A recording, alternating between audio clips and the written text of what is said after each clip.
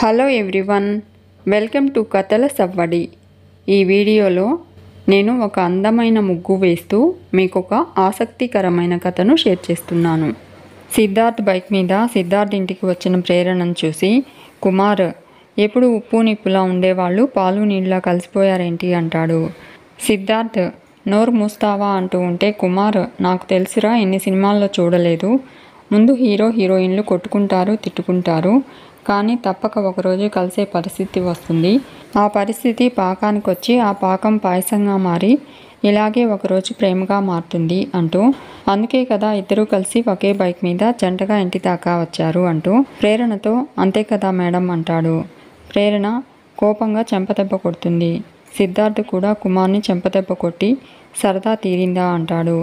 ప్రేరణ, బుద్ధుందా నీకు? ఏం వాగుతున్నావో అర్థమవుతుందా నీకు? ఇద్దరం కలిసి జంటగా బైక్ మీద వచ్చామా అంటూ కోపడుతుంది.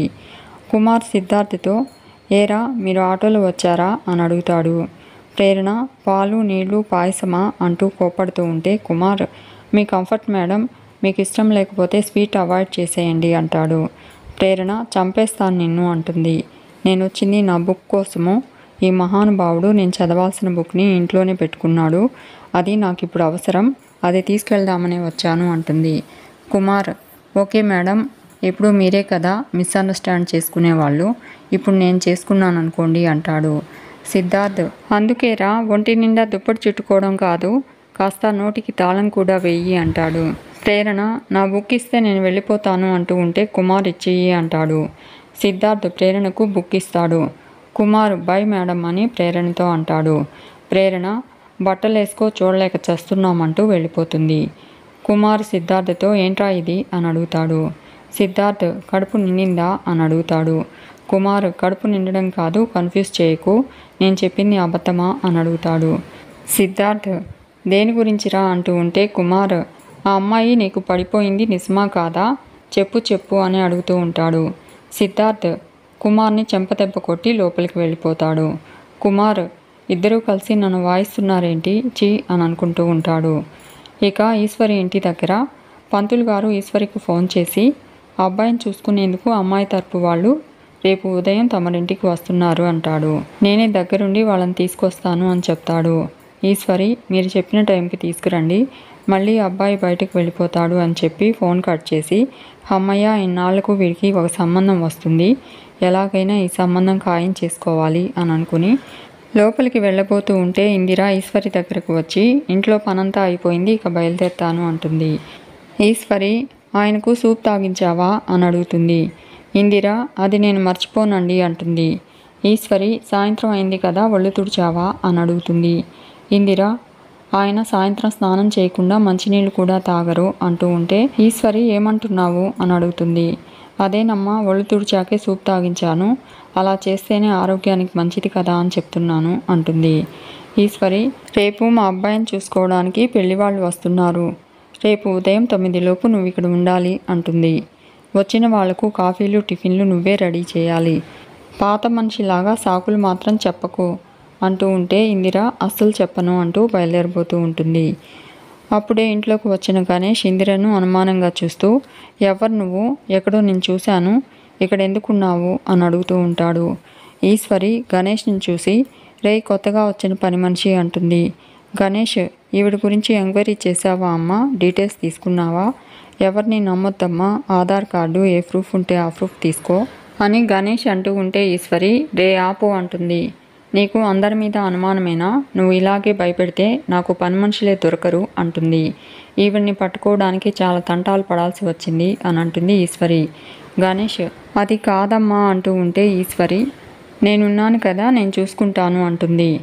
ఇందిరను వెళ్ళమని చెప్పి రేపు త్వరగా రా అంటుంది. ఇందిర అలాగే అంటూ వెళ్ళిపోతుంది.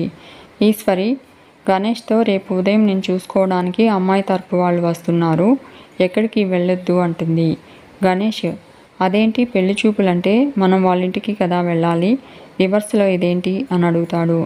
ఈశ్వరి, మనం వాళ్ళ ఇంటికి వెళ్ళి రావడానికి 1 రోజు పడుతుంది, అంత టైం నువ్వు నాకు ఇవ్వవు కదా, అందుకే వాళ్ళనే ఇక్కడికి రమ్మన్నాను, రేపు మాత్రం నువ్వు ఏ పని పెట్టుకోకు అంటుంది. గణేష్, అమ్మాయిని చూడకుండా ఏంటమ్మా అంటాడు. ఈశ్వరి, రేపు వాళ్ళు నిన్ను చూసి వెళ్తారు, ఆ తర్వాత నువ్వు అమ్మాయిని చూడొచ్చు అంటుంది. గణేష్ సరే అమ్మా నీ ఇష్టం అని చెప్పి లోపలికి వెళ్ళిపోతాడు. ఇక ప్రేరణ ఆటో కోసం వెయిట్ చేస్తూ ఉంటే సిద్ధార్థ్ బైక్ తీసుకుని ప్రేరణ దగ్గరకు వస్తాడు. ప్రేరణ కోసమే తను బైక్ తెచ్చాను అని చెప్పి ప్రేరణను బైక్ ఎక్కమంటాడు. ప్రేరణ కోపంగా అక్కర్లేదు అంటుంది.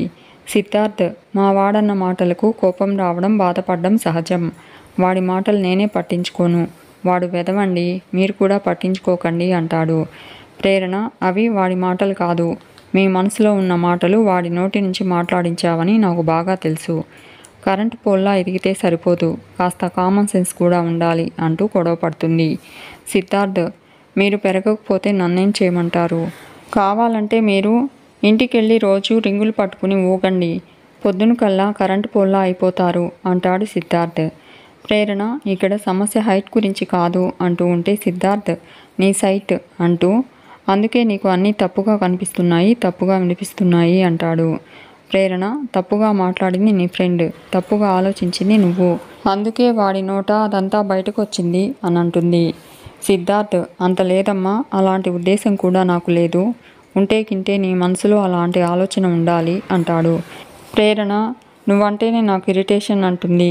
సిద్ధార్థ్ నాకు అంతకన్నా చిరాకు, కల్లో కూడా అలాంటి థాట్స్ నేను రానివ్వను అంటాడు. ప్రేరణ అందుకేనా నీ ఫ్రెండ్తో అలా మాట్లాడించావు అని అడుగుతుంది. సిద్ధార్థ్ పదే పదే అదే గుర్తు చేస్తున్నారంటే మీరు నా గురించి ఎంత చెడుగా ఆలోచిస్తున్నారో నాకు అర్థమవుతుందండి అంటాడు. ప్రేరణ చచ్చినా నేను అలా ఆలోచించను అంటుంది. సిద్ధార్థ్ అదే నిజమైతే వచ్చి బైక్ ఎక్కండి అంటాడు. ప్రేరణ ప్రాణం పోయినా నేను నీ బైక్ ఎక్కను అంటుంది. సిద్ధార్థ్ నా మీద మీకు ఏదో అభిప్రాయం ఉందన్నమాట. ఇప్పుడు నా బైక్ ఎక్కితే ఎక్కడ అభిప్రాయాన్ని బయట పెట్టాల్సి వస్తుందని భయపడుతున్నారు అంతే కదా అని అడుగుతాడు. ప్రేరణ నాకు భయమా, ప్రేరణ ఇక్కడ అంటుంది. సిద్ధార్థ్ అంత స్ట్రాంగే అయితే ఈ పాటికి నా బైక్ ఎక్కి రైట్ అనేవారు అంటూ నా మనసులో ఏం లేదు, బాధ్యతగా బైక్ ఎక్కమంటున్నాను. మీ మనసులో ఏం లేకపోతే బైక్ ఎక్కండి, మీ మీద మీకు నమ్మకం లేకపోతే ఎక్కకండి అంటాడు. ప్రేరణ నా మీద నాకున్న నమ్మకాన్ని నువ్వు అంచనా వేయలేవు అంటుంది. సిద్ధార్థ్ మీరు కూడా కాస్త అవతలి వాళ్ళ ఆలోచనని అంచనా వేయడం మానేయండి. ఎవరో ఏదో వాడి అభిప్రాయం చెప్తే అది నా అభిప్రాయం అని భ్రమపడకండి. మీ గురించి మీరు ఎక్కువగా ఊహించుకోకండి. కొన్ని వదిలేస్తే అందం, కొన్ని పట్టుకుంటే అందం అని అంటూ ఉంటే ప్రేరణ నువ్వేం నాకు నీతులు చెప్పక్కర్లేదు అంటుంది. సిద్ధార్థ్ ఇవి నీతులు కాదండి, నిజాలు. ఏదో మీరు చేసిన హెల్ప్కి రుణం తీర్చుకుందామని ఈ కాన్సెప్ట్ పెట్టుకున్నానే కానీ మిమ్మల్ని రిక్వెస్ట్ చేయాల్సిన అవసరం నాకు లేదు అంటాడు. ప్రేరణ అయితే నీ బైక్ ఎక్కాల్సిన అవసరం కూడా నాకు లేదు అంటుంది. సిద్ధార్థ్ మీ మీద మీకు నమ్మకం లేదని మీరు ఒప్పుకున్నారు అంటాడు. ప్రేరణ అలా అని నేను చెప్పానా అని అడుగుతుంది. సిద్ధార్థ్ అయితే రండి బైక్ ఎక్కండి అంటాడు. ప్రేరణ నా నమ్మకాన్ని ప్రూవ్ చేయాల్సిన అవసరం లేదు అంటుంది.